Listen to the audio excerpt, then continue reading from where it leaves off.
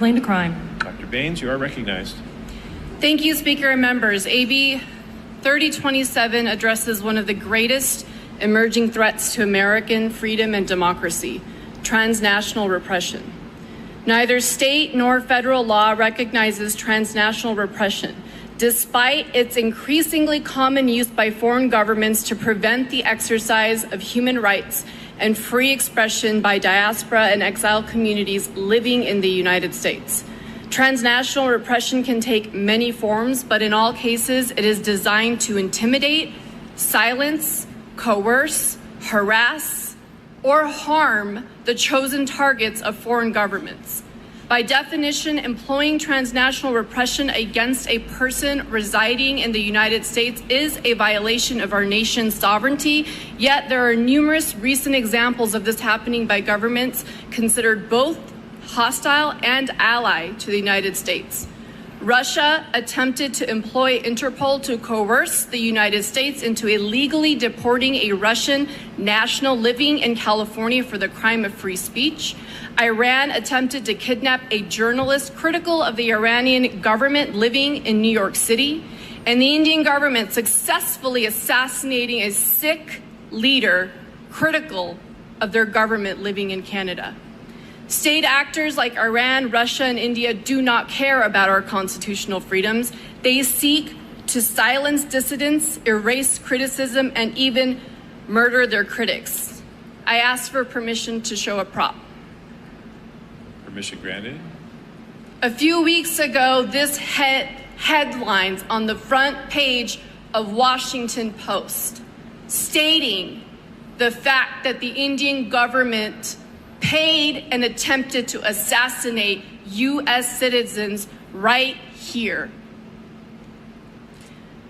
The incredible investigative journalists at the Washington Post have shined the brightest light yet on Prime Minister Modi's campaign to silence North American Sikhs, substantiating all of the accusations Prime Minister Trudeau leveled against the Indian government, and even naming the high-ranking Indian government official in charge of directing assassinations in Canada and the U.S.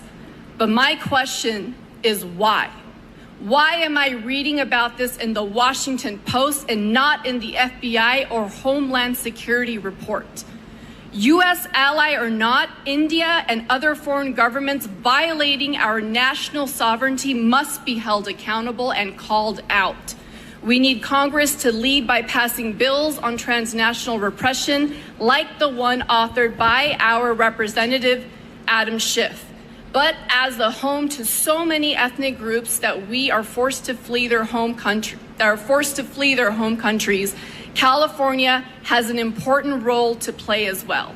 AB 3027 represents a historic first step and first in the nation toward California recognizing the dangers of transnational repression while providing law enforcement with the training they need to protect the freedoms of all Californians. This bill does three simple things. It defines transnational repression in law, creating a foundation for an organized response.